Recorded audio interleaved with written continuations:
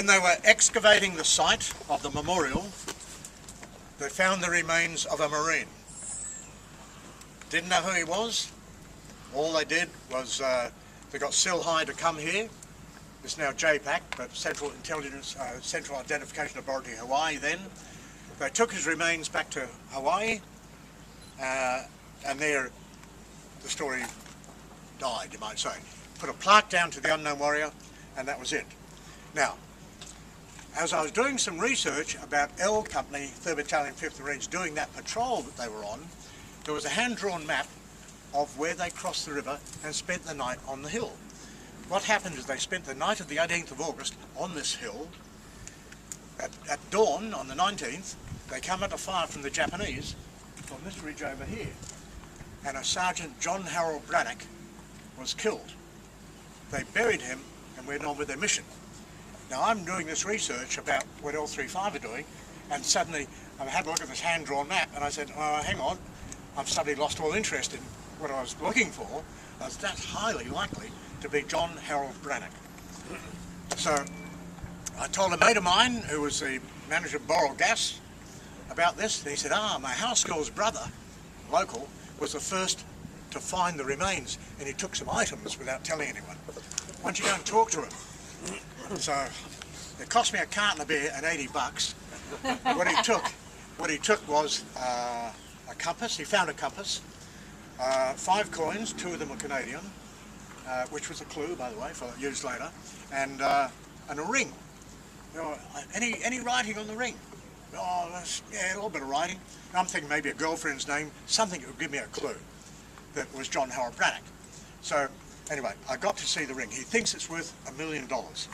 When he dies, he's going to pass it on to his son. He's a Fruit Loop. But I had it, I actually wore it, it fit onto my finger. But I offered him $1,000 for it. He says, no, if you are going to give me $1,000 for it, it must be worth a lot more. So no. But anyway, it did its job. It had 1934 on it, AMS on a little red stone on the top. Didn't know, that didn't give me any clue, AMS. But in scroll inside was JHB. And I said, well, how close to the remains did you find the ring? And he said, oh. Okay, there weren't too many other JHBs that were buried on this hill. So anyway, Silhai, 7-page report, and over to them. And I thought it was just automatic. Mind my own business, done my job. They'll sort it all out now. 5 years later, nothing. So a friend of mine, who's the historian for the 1st Marine Division Association, Tom McLeod, said, John, is there anything I can do for you? He's jealous of me because I'm here. I'm jealous of him because he's amongst all the archives, you know. We're good mates. I said, look, Tom, there's one thing that bugs me. I want to get to the bottom of this. Now, if his name was Jones or Smith, I wouldn't ask you to do this. But would you mind ringing around the Brannocks in America? Just start ringing. And, you know, did you have any relative you aware of? And I said, by the way, of the coins that were found, 2 of them were Canadian. So start up north somewhere. He rang me back 8 minutes later. The first person he rang was his cousin. They went to school together.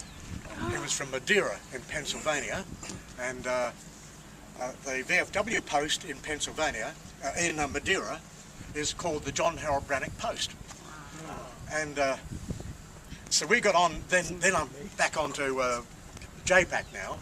They're barking back at me because their congressman is now attacking them from this direction. Hey, do something about this. And they're bitching at me, saying, you say a local found the ring. We need more information than that. That's not good enough. We need his name, his phone number, and his address. And I said, well, you know where the river gets to the little creek and the 2 coconut trees beside the... It's not on the phone, right? Just do the DNA test. Anyway, they did. John Harold Brannock.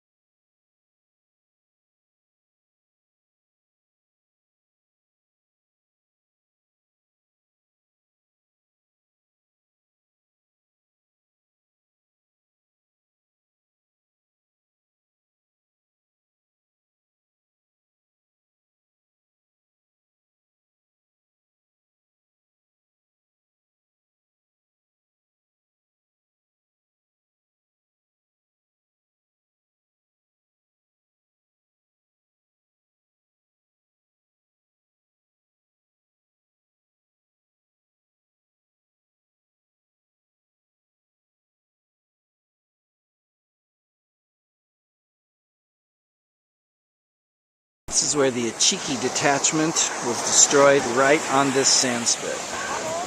The Marines were over there, and the Japanese, Achiki and his men, came from here.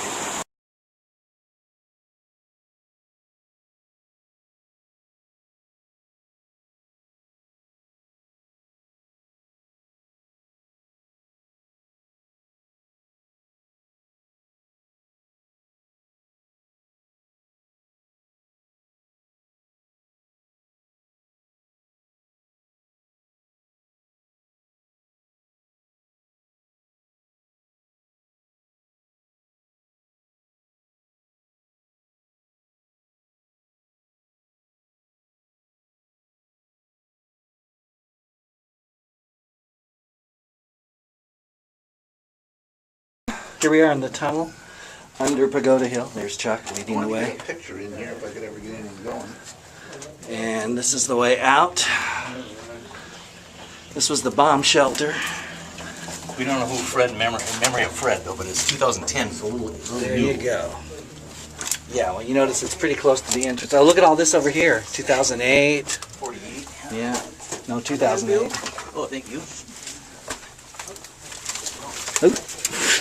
Whoa. It's too slippery. Yeah, too slippery. Too slippery for Americans, not for you. You are a good man.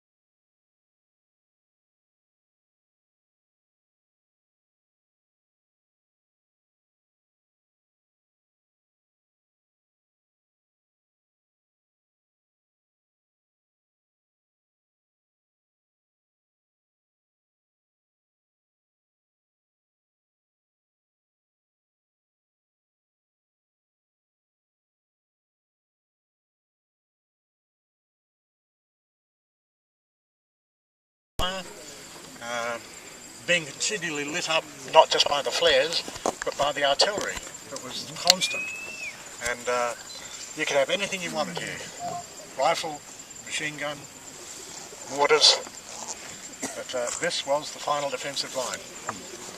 Did they come up this right up here, this Straight across this that way. clearing? Straight this way.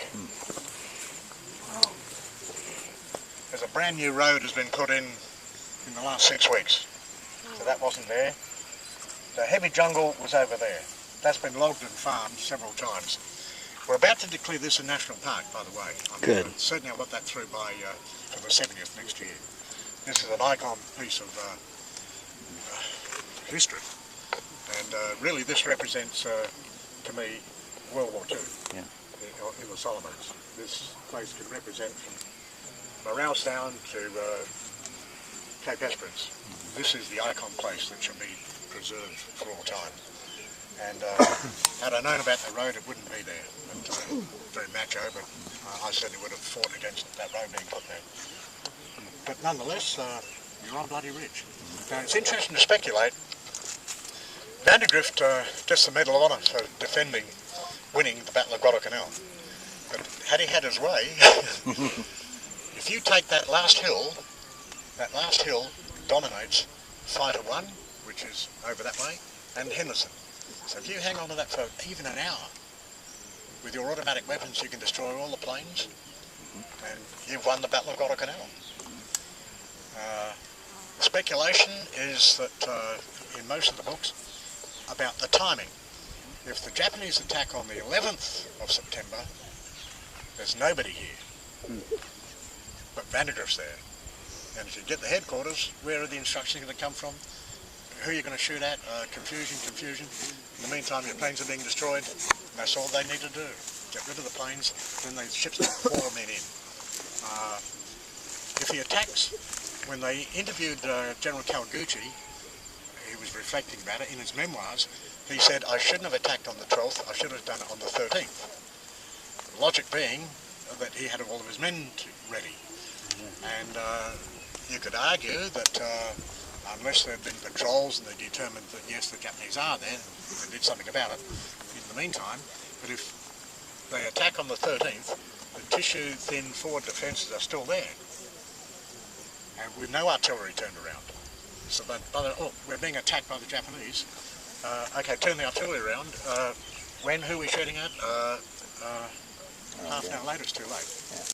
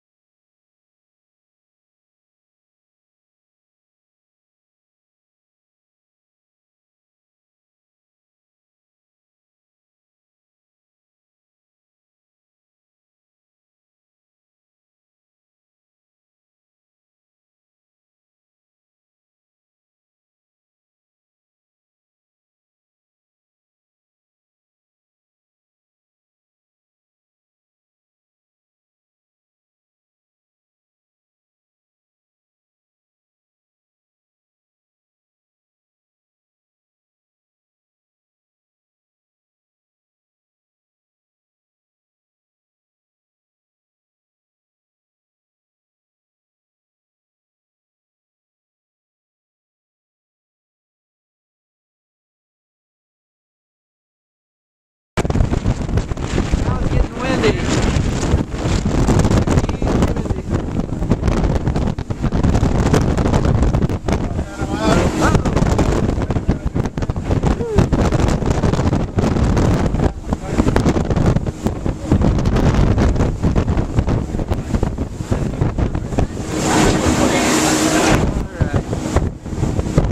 Taking good care of us so we can enjoy the wind.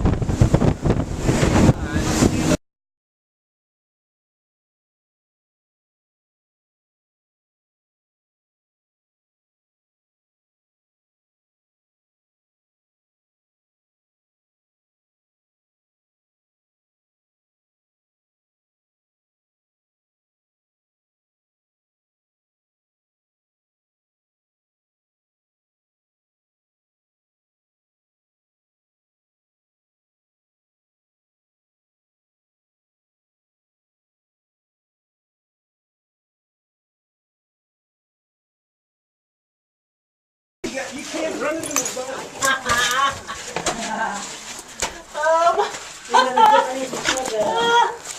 My kingdom for some light. Well, Okay. I have no idea when I'm gonna hit a wall here. Crouch now. Oh! Man, I can't. Oh, froggy!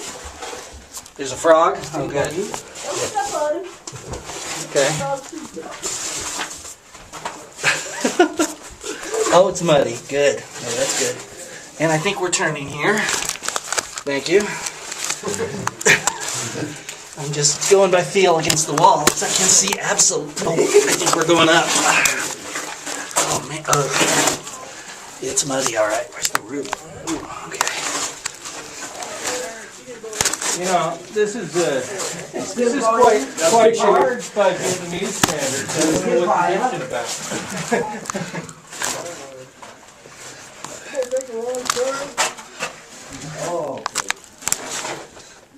Wait, I see some light. Hallelujah. Light at the end of the tunnel. Oh, man. Let's see if I can actually get up and do this. Ooh, I think I can. Somebody's got a cell phone screen or something back there. Hello, frog. I crawled most of the way, guys. And I'm crawling the rest. Look up! Look up, Lloyd! Look up! Look at the roof! There is no up in there.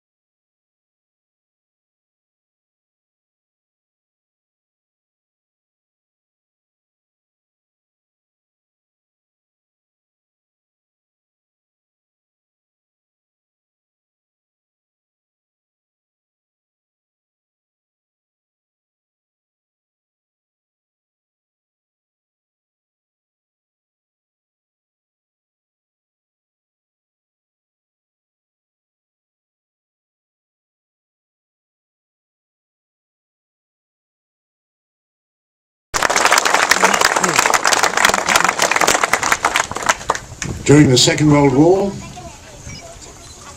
I want to get this right, Chuck was a raider, of course, as you can see by his dress. For 24 consecutive months, he was in the South Pacific, engaging in combat on Bougainville, Emeroo, Guam and Okinawa, staging from Guadalcanal many times. Many of those included first wave landings, numerous reconnaissance missions behind Japanese held territory, including rubber boat landings behind Japanese lines. A member of the greatest generation.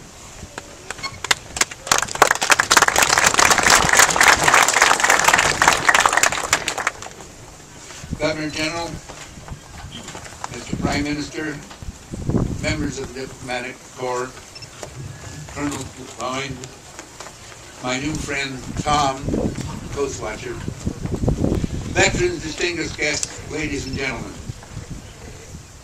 My name is Chuck Meacham.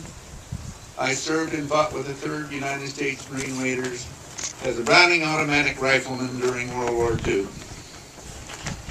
I served for 24 months in the South Pacific, making beach landings on Bougainville, Emeroo, Guam, and Okinawa.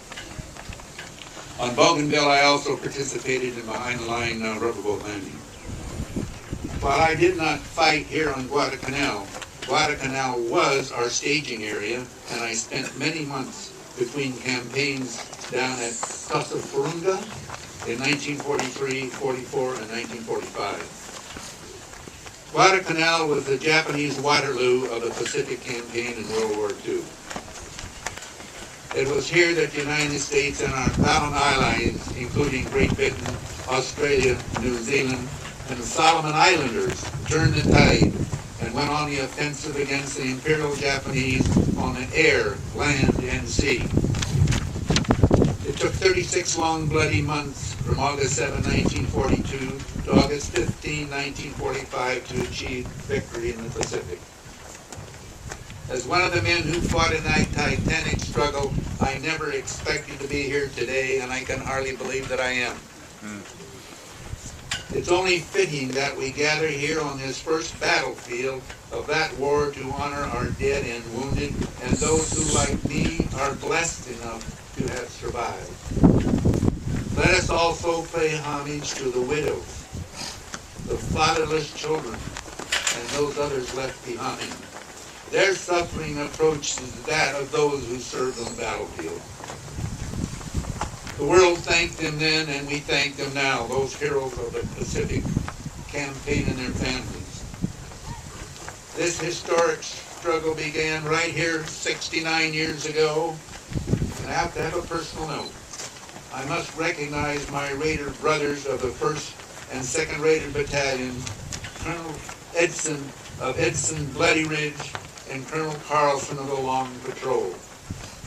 Their accomplishments were supported by Sergeant Major Busso and his men in the Coast Watchers. Their selfless valor and loyalty are etched in Marine Corps history. God bless America. God bless the Solomon Islands. Semper Fidelis, gung ho.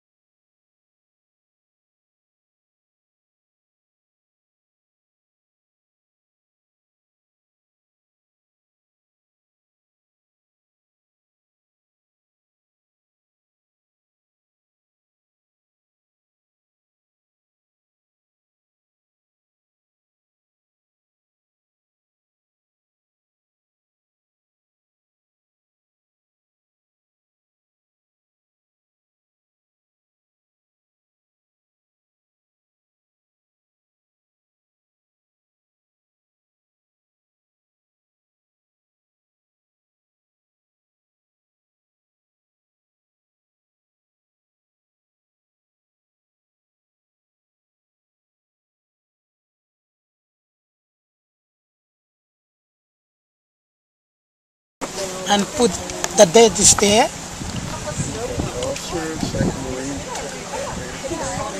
November 3rd through December 17th, 1942. And that's his handwriting, huh? Do you have business card? Yeah, I have that picture. That's okay, your story, so I can tell my brothers. So what was your grandfather's name? Jack. Jack. Jack. And he gave this to Jack. Yes. That's amazing. And you said that that Jack's two brothers were killed? Yes. And would you tell my husband again what you said your grandfather told you, the kind of person that... Yeah. My grandfather, he been told me that his two brothers is dead from Japanese come and kill them. Then only him survivor from the two brothers. Yes.